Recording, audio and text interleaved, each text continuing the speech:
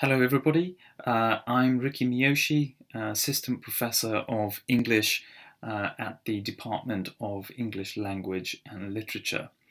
And for this sample mini lecture, we will be looking at an old manuscript relating to William Shakespeare. So what we are looking at today is a manuscript from the 1700s held at the Folger Shakespeare Library in the United States. And this is one of the earliest surviving sketches of Shakespeare's coat of arms. It was in fact Shakespeare's father, John Shakespeare, who first applied for a coat of arms. Now, having a coat of arms was important because it was often seen as a sign of status and respectability. Only around 2% of the population could boast of this status. But for some reason, his application was unsuccessful. Now, it's possible that John Shakespeare chose not to go ahead with his application. Maybe he felt that the fees for a coat of arms were simply too expensive. Now, this would have been the end of the story had it not been for William Shakespeare, who renewed his father's application some 20 years later. So let's take a closer look at the coat of arms in question. Now, we don't know for certain who designed it, John or William, but as we will see, there are reasons to believe it may have been the younger Shakespeare who was indeed responsible for the look of it. Now, as you can see, the design is quite simple. It contains a falcon, a spear, and a shield with a diagonal black bend with a tilting spear inside of it. Now, the silver falcon on the coat is displaying its wings as if it's about to fly away. Now, the term for this action in falconry is called the shaking. And at the same time, the falcon is holding a spear in its right talon.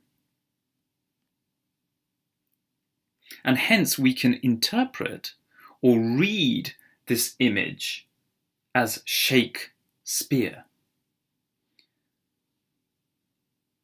So now let's have a look at the golden tilting spear with a silver tip inside the diagonal black bend. Now we know what the intended colours were for the spear and for the rest of the coat of arms, because the colours are indicated by these small letters. So for instance, O is for gold, S is for black, and AR is for silver. So what does this spear signify? Well, aside from it being yet another pun on the Shakespeare family name, the Shakespearean scholar Catherine Duncan-Jones has suggested how the silver-tipped spear looks like a pen. Now, she went on to say that while goose feather quill pens were often used for writing during this period, carved pens covered with gold or silver paint were sometimes awarded to skilled writers. So this may be William Shakespeare cleverly showing off his talent as a writer. Finally, here it's written Shakespeare the Player by Garter. Now, Garter refers to the official who granted the arms. Now, the player means actor, because Shakespeare was an actor as well as being a playwright. Now, you might wonder why the coat of arms is described as having been granted to William Shakespeare and not his father.